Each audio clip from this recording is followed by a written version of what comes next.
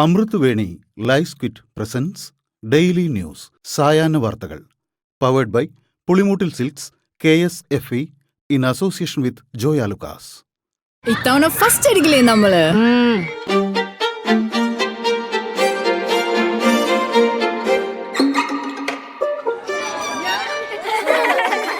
കുട്ടികൾക്കൊക്കെ പെയിൻ ശല്യം ഉണ്ടാകും. അതുകൊണ്ട് ലൈസ് കിറ്റ് ഉപയോഗിച്ച് ക്ലാസ്സിൽ വരാൻ പ്രത്യേക ശ്രദ്ധിക്കണം. ലൈസ് കിറ്റ് ലൈസ് റിമൂവർ പെയിൻ ശല്യത്തിൽ നിന്നും ഉടനടി ആശ്വാസം. നമസ്കാരം, ഞാൻ നീതു കൃഷ്ണ. ഡെയിലി ന്യൂസിന്റെ സായാഹ്ന വാർത്തകളിലേക്ക് സ്വാഗതം. ഇന്ന് ഡിസംബർ 4 വ്യാഴാഴ്ച. യുവതിയെ ബലാത്സംഗം ചെയ്യുകയും ഭീഷണിപ്പെടുത്തി ഗർഭഛിദ്രം നടത്തുകയും ചെയ്തെന്ന കേസിൽ പാലക്കാട് MLA രാഹുൽ മാങ്കൂട്ടത്തിലിന് മുൻകൂർ ജാമ്യമില്ല. രാഹുൽ മാങ്കൂട്ടത്തിലിന്റെ മുൻകൂർ ജാമ്യാപേക്ഷ തിരുവനന്തപുരം ജില്ലാ സെഷൻസ് കോടതി തള്ളി. രാഹുലിന്റെ ജാമ്യാപേക്ഷയിൽ വാദം പൂർത്തിയായ ശേഷമാണ് വിധി പറഞ്ഞത്. ജാമ്യം കോടതി നിഷേധിച്ചതോടെ രാഹുൽ മാങ്കൂട്ടത്തിൽ MLAയെ കോൺഗ്രസിൽ നിന്ന് പുറത്താക്കി. രാഹുൽ സ്ഥിരമായി ഇത്തരം കുറ്റകൃത്യം ചെയ്യുന്ന ആളാണെന്നും ജാമ്യം നൽകുന്നത് കേസിന്റെ തുടർ നടപടികളെ ബാധിക്കുമെന്നും പ്രോസിക്യൂഷൻ വാദിച്ചു. പരാതിക്കാരിയായ യുവതിയുടെ വീട്ടിലെത്തി രാഹുൽ ആത്മഹത്യാ ഭീഷണി മുഴക്കിയിരുന്നതായി പ്രോസിക്യൂഷൻ കോടതിയെ അറിയിച്ചിരുന്നു. ഗർഭഛിദ്രത്തിന് സമ്മർദ്ദം ചെലുത്തിയായിരുന്നു ഭീഷണിയെന്നും ഫ്ളാറ്റിൽ നിന്ന് ചാടുമെന്ന് പറഞ്ഞുവെന്നുമാണ് പ്രോസിക്യൂഷൻ വ്യക്തമാക്കുന്നത്. രാഹുൽ മാങ്കൂട്ടത്തിൽ MLA സ്ഥാനമൊഴിയുന്നതാണ് നല്ലതെന്ന് KPCC president Sunny Joseph MLA. Rahul മാങ്കൂട്ടത്തിലിനെതിരെ ഉയർന്ന പരാതികളുടെയും രജിസ്റ്റർ ചെയ്ത കേസുകളുടെയും അടിസ്ഥാനത്തിൽ കോൺഗ്രസിന്റെ പ്രാഥമിക അംഗത്വത്തിൽ നിന്ന് പുറത്താക്കിയതായി അറിയിച്ച സന്ദർഭത്തിലാണ് സണ്ണി ജോസഫിന്റെ പ്രതികരണം. പുറത്താക്കിയ നടപടി കോൺഗ്രസ് നേതാക്കളുമായും കോൺഗ്രസ് ഹൈക്കമാൻഡുമായും ചർച്ച നടത്തി ഒറ്റക്കെട്ടായി എടുത്ത തീരുമാനമാണെന്നും സണ്ണി ജോസഫ് പറഞ്ഞു.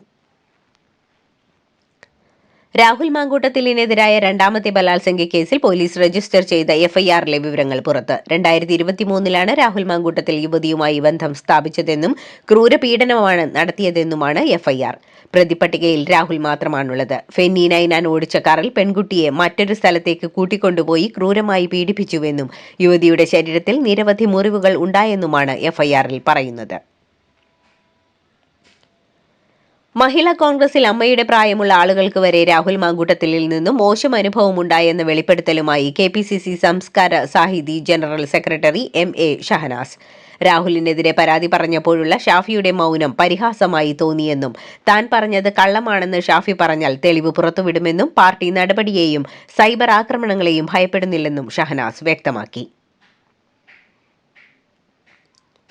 ആരോപണത്തിന് പിന്നാലെ സാംസ്കാര സാഹിതി ഗ്രൂപ്പിൽ നിന്നും നീക്കിയെന്ന് KPCC സംസ്കാര Sahithi general secretary MA Shahnaz.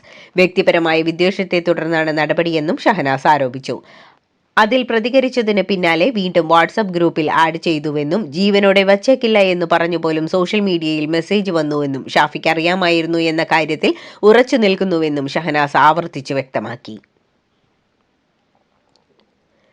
Shafi പറമ്പിലിനെതിരെ രൂക്ഷ വിമർശനവുമായി CPM. രാഹുലും ഫെനിയും ഉൾപ്പെടുന്ന പെൺവാണിഭ സംഘത്തിൽ ഹെഡ്മാഷുമുണ്ടെന്ന് CPM ജില്ലാ സെക്രട്ടറി EN സുരേഷ് ബാബു.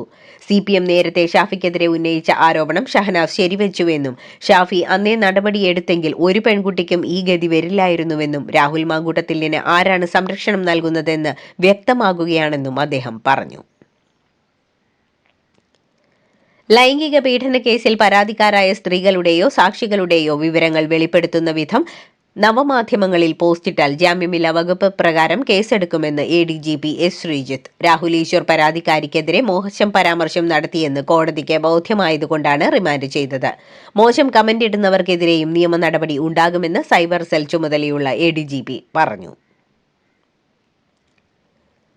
രാഹുൽ മാങ്കൂട്ടത്തിലിനെതിരായ രണ്ടാമത്തെ കേസിൽ KPCCക്ക് പരാതി നൽകിയ യുവതിയുടെ വിശദാംശങ്ങൾ പോലീസിന് ലഭിച്ചു.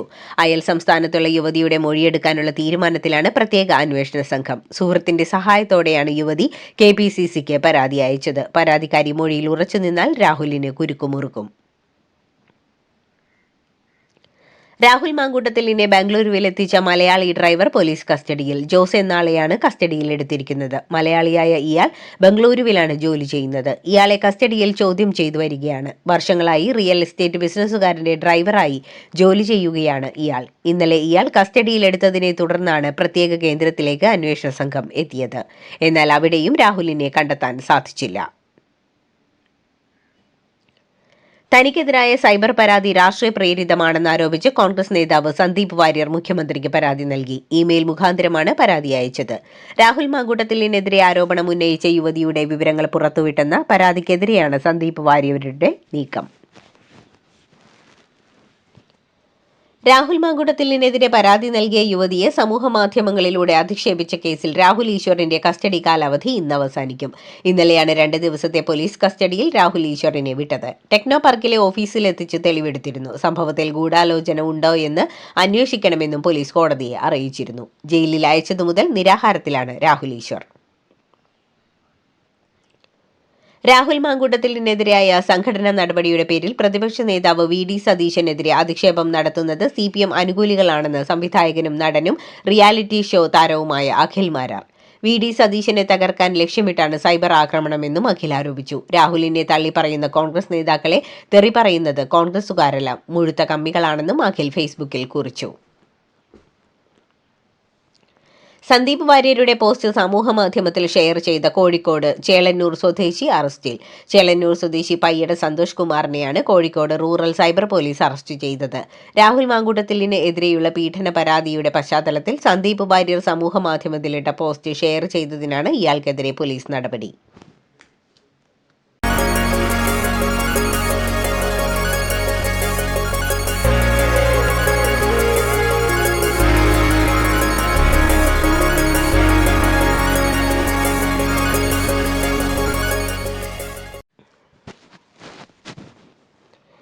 ശബരിമല സ്വർണ്ണക്കൊള്ളയിൽ മുൻ Thiruvithamkoor Devaswom board president A. പത്മകുമാറിനെ വീണ്ടും പ്രതി ചേർത്തു. ശബരിമലയിലെ ദ്വാരപാലക ശില്പപാളി കേസിലാണ് CPM നേതാവ് കൂടിയായ എ. പത്മകുമാറിനെ SIT പ്രതി ചേർത്തത്.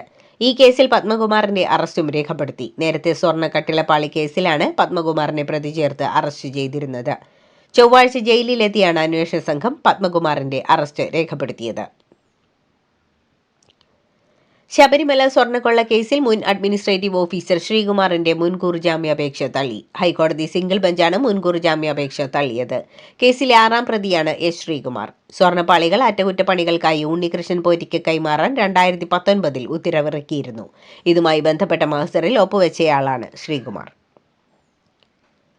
ശബരിമല സ്വർണ്ണക്കൊള്ള കേസിലെ പ്രതിയായ മുൻ തിരുവിതാംകൂർ ദേവസ്വം ബോർഡ് സെക്രട്ടറി ജയശ്രീക്ക് തിരിച്ചടി. ജയശ്രീയുടെ ജാമ്യാപേക്ഷ ഹൈക്കോടതി തള്ളി. മുൻ അഡ്മിനിസ്ട്രേറ്റീവ് ഓഫീസർ S. ശ്രീകുമാറിന്റെ ജാമ്യാപേക്ഷയും ഹൈക്കോടതി സിംഗിൾ ബെഞ്ച് തള്ളിയിരുന്നു. ഇതിനു പിന്നാലെയാണ് ജയശ്രീയുടെ ജാമ്യവും തള്ളിയത്. ഇരുവർക്കും ജാമ്യം നൽകുന്നത് അന്വേഷണത്തെ ബാധിക്കുമെന്നും കസ്റ്റഡിയിൽ ചോദ്യം ചെയ്യേണ്ടതുണ്ടെന്നും SIT അറിയിച്ചു. ഈ വാദം അംഗീകരിച്ചാണ് ഹൈക്കോടതിയുടെ നടപടി. ശബരിമല സ്വർണ്ണക്കൊള്ളയിൽ ഇപ്പോൾ നടക്കുന്നത് കോടതിയുടെ മേൽനോട്ടത്തിലുള്ള പോലീസ് അന്വേഷണമാണെന്നും ഇനി CBIയും NIAയും EDയും വരുമെന്നും അപ്പോൾ കിടന്ന് കയ്യും കാലും ഇട്ട് അടിക്കരുതെന്നും കേന്ദ്രമന്ത്രി സുരേഷ് ഗോപി. ഒന്ന് വഴിമാറാൻ തള്ളിയതിനുള്ള നിയമ നടപടികൾ താൻ നേരിട്ട് കൊണ്ടിരിക്കുകയാണെന്നും അതിൽ എന്തോ സംഭവിച്ചെന്ന് പറഞ്ഞു ഒറ്റിയ സമൂഹം കേരളത്തിലുണ്ടെന്നും സുരേഷ് ഗോപി പറഞ്ഞു. PM ശ്രീ കരാറിൽ ജോൺ ബ്രിട്ടാസ് പാലമായെന്ന കേന്ദ്രമന്ത്രിയുടെ വെളിപ്പെടുത്തലിൽ കടുത്ത അതൃപ്തിയിൽ CPI. Dharmendra പ്രധാന്റെ വെളിപ്പെടുത്തലിൽ CPM വിശദീകരിക്കണമെന്ന് D. രാജ ആവശ്യപ്പെട്ടു.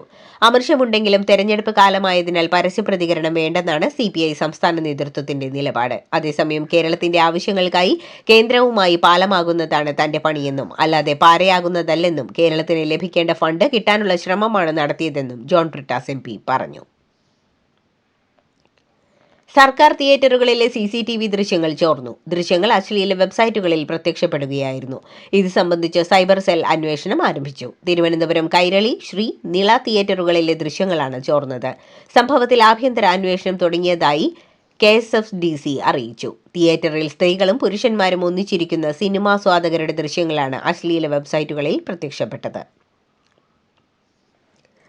സർക്കാർ തിയേറ്ററുകളിലെ CCTV ദൃശ്യങ്ങൾ അശ്ലീല വെബ്സൈറ്റുകളിൽ പ്രത്യക്ഷപ്പെട്ട സംഭവത്തിൽ പ്രതികരണവുമായി KSFDC MD. ദൃശ്യങ്ങൾ പുറത്തുപോയതിൽ ജീവനക്കാർക്ക് പങ്കുണ്ടെങ്കിൽ കർശന നടപടിയുണ്ടാകുമെന്ന് KSFDC MD PS പ്രിയദർശൻ പറഞ്ഞു.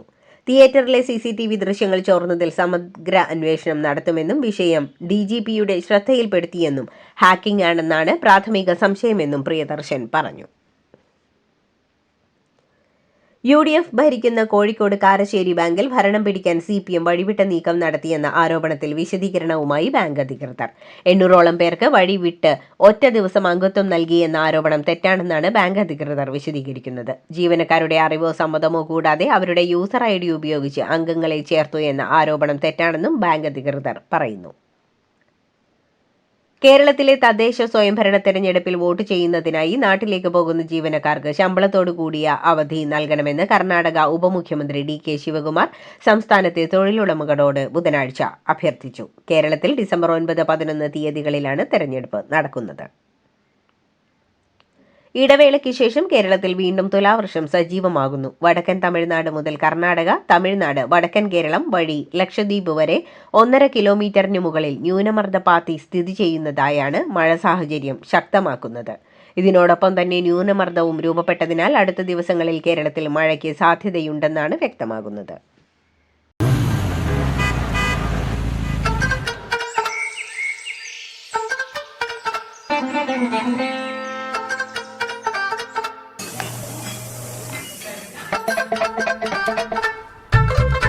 എല്ലാവർക്കും വന്നു ഡാൻഡ്രഫ്, എന്തു ചെയ്യും ചേട്ടാ?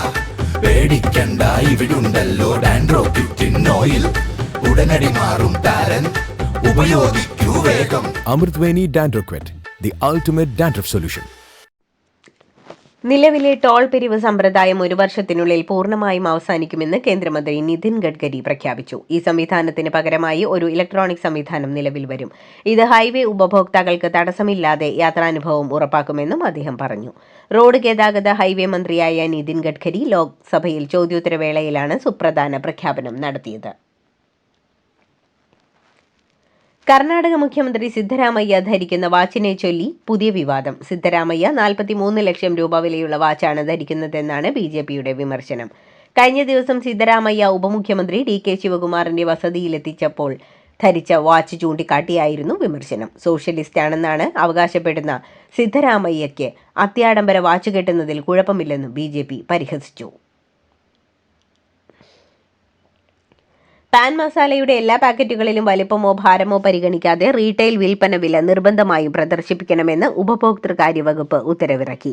ലീഗൽ മെട്രോളജി റൂൾസ് 2011 പ്രകാരമുള്ള മറ്റ് നിർബന്ധിത പ്രഖ്യാപനങ്ങളും ഇതോടൊപ്പം പാക്കറ്റുകളിൽ രേഖപ്പെടുത്തണം. GSR 881 ഈ വിജ്ഞാപനം വഴിയാണ് ചട്ടത്തിൽ ഭേദഗതി വരുത്തിയത്. ഈ പുതിയ നിയമം 2026 ഫെബ്രുവരി 1 മുതൽ പ്രാബല്യത്തിൽ വരുമെന്ന് ഔദ്യോഗിക പ്രസ്താവനയിൽ അധികൃതർ അറിയിച്ചു. പ്രതിഷേധത്തിനെതിരെ ശശി തരൂർ രംഗത്ത്. പ്രതിപക്ഷം പാർലമെന്റിൽ നിരുത്തരവാദിത്തപരമായി പെരുമാറുന്നുവെന്നും ചർച്ചകളിലൂടെ സർക്കാരിനെ വെല്ലുവിളിക്കുന്നതിന് പകരം ബഹളം വെച്ച് നടപടികൾ തടസ്സപ്പെടുത്തുന്നുവെന്നും ചോദ്യോത്തരവേളയും ശൂന്യവേളയും പോലെ കേന്ദ്രമന്ത്രിമാരെ മുൾമുനയിൽ നിർത്താനുള്ള അവസരങ്ങൾ പാഴാക്കുന്നുവെന്നും ശശി തരൂർ പറഞ്ഞു. UPA ഭരണകാലത്ത് BJP ചെയ്തത് ഇപ്പോൾ ഇന്ത്യ സഖ്യം ആവർത്തിക്കുന്നുവെന്നും നഷ്ടം സംഭവിക്കുന്നത് പ്രതിപക്ഷത്തിനാണെന്നും ശശി തരൂർ അഭിപ്രായപ്പെട്ടു.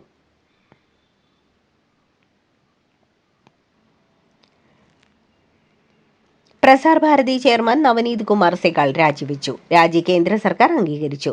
1.5 വർഷം കാലാവധിയുള്ളപ്പോഴാണ് കാരണം ചൂണ്ടിക്കാട്ടാതെയുള്ള രാജി. 1988 ബാച്ച് UP കേഡർ IAS ഉദ്യോഗസ്ഥനാണ് അദ്ദേഹം. മുൻ ഉപരാഷ്ട്രപതി ജഗ്ദീപ് ധൻഖർ അധ്യക്ഷനായുള്ള സമിതിയാണ് സെഗാളിനെ നിയമിച്ചത്. കോൺഗ്രസ് MP രേണുക ചൌധരിക്കെതിരെ അവകാശ ലംഘനത്തിന് നോട്ടീസ് നൽകാൻ BJP. പാർലമെന്റിൽ നായയുമായി എത്തിയ സംഭവത്തിലെ പ്രതികരണത്തിലാണ് നീക്കം. കുരയ്ക്കുകയും കടിക്കുകയും ചെയ്യുന്ന അകത്തിരിക്കുന്നവരെക്കാൾ ഭേദമാണ് നായ എന്നായിരുന്നു പ്രതികരണം. തുടർന്ന് നായയുടെ ശബ്ദം അനുകരിച്ച് പ്രതികരിക്കുകയും ചെയ്തിരുന്നു. രാജ്യത്തെ ഏറ്റവും വലിയ വിമാന കമ്പനിയായ ഇൻഡിഗോയുടെ വിമാന സർവീസുകൾ താറുമാറായി. കഴിഞ്ഞ ദിവസങ്ങളിലായി വിവിധ വിമാനത്താവളങ്ങളിൽ നിന്നുള്ള 100-ലധികം വിമാനങ്ങൾ ഇൻഡിഗോ റദ്ദാക്കി. നിരവധി സർവീസുകൾ വൈകി. ജീവനക്കാരുടെ കുറവ് ഉൾപ്പെടെ വിവിധ കാരണങ്ങളാണ് പ്രവർത്തനം തടസ്സപ്പെടാൻ കാരണമെന്നാണ് വിവരം. അതേസമയം സംഭവത്തിൽ കേന്ദ്ര ഏജൻസിയായ directorate general of civil aviation അന്വേഷണം ആരംഭിച്ചിട്ടുണ്ട്. അഹമ്മദാബാദിൽ ടേക്ക് ഓഫ് ചെയ്ത് നിമിഷങ്ങൾക്കകം തകർന്ന എയർ ഇന്ത്യ വിമാനത്തിലെ ബ്രിട്ടീഷ് പൗരന്മാരുടെ മരണത്തെക്കുറിച്ചുള്ള അന്വേഷണത്തിൽ ഞെട്ടിക്കുന്ന വിവരങ്ങൾ പുറത്ത്. UK-യിലേക്ക് തിരിച്ചയച്ച നിരവധി മൃതദേഹങ്ങളിൽ അപകടകരമാംവിധം ഉയർന്ന അളവിൽ വിഷരാസവസ്തുക്കൾ കണ്ടെത്തിയതായി ബ്രിട്ടീഷ് ജുഡീഷ്യൽ ഓഫീസർ വെളിപ്പെടുത്തി. അപകടത്തിൽ മരിച്ച 53 ബ്രിട്ടീഷ് പൗരന്മാരുടെ കേസ് അന്വേഷിക്കുന്ന പ്രൊഫസർ ഫിയോണ വിൽകോക്സ് ഡിസംബർ 2-നാണ് ഈ റിപ്പോർട്ട് പുറത്തുവിട്ടത്. അമേരിക്കൻ പ്രസിഡന്റ് ഡൊണാൾഡ് ട്രംപിന്റെ വിശ്വസ്ത അനുയായി എന്ന് പേരുകേട്ടിരുന്ന മാർജോറി ഗ്രീൻ രാജി പ്രഖ്യാപിച്ചു. ജനുവരി 5 രാജിവെക്കുമെന്നാണ് അറിയിപ്പ്. അമേരിക്കയിൽ നവദമ്പതികളുടെ ദാരുണ മരണത്തിൽ ഇന്ത്യക്കാരനെ ക്രിമിനൽ നരഹത്യ കുറ്റം ചുമത്തി അറസ്റ്റ് ചെയ്തു. ഇന്ത്യക്കാരൻ രജീന്ദർ കുമാറിനെയാണ് അറസ്റ്റ് ചെയ്തത്. 32 വയസ്സുകാരനായ ഇയാൾ അനധികൃത മാർഗങ്ങളിലൂടെയാണ് അമേരിക്കയിലെത്തിയത്. ഒറിഗോണിൽ വെച്ച് നവംബർ 24 ഇയാൾ ഓടിച്ച സെമി ട്രക്ക് കാറിൽ ഇടിച്ചാണ് അപകടമുണ്ടായത്. കാറിലുണ്ടായിരുന്ന നവദമ്പതികളായ വില്യം മൈക്ക കാർട്ടറും ജെന്നിഫർ ലിൻ ലോവറുമാണ് മരിച്ചത്.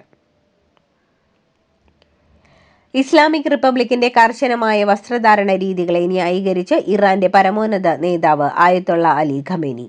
നിർബന്ധിത ഹിജാബ് നിയമങ്ങൾ പരസ്യമായി ലംഘിക്കുന്ന ഇറാനിയൻ വനിതകളുടെ എണ്ണം വർദ്ധിക്കുന്നതിനിടെയാണ് അമേരിക്കയും പാശ്ചാത്യ മുതലാളിത്തവും സ്ത്രീകളുടെ അന്തസ്സ് ഇല്ലാതാക്കുന്നതെന്ന് ഖമേനി ഓൺലൈൻ പോസ്റ്റുകളിലൂടെ ആരോപിച്ചത്.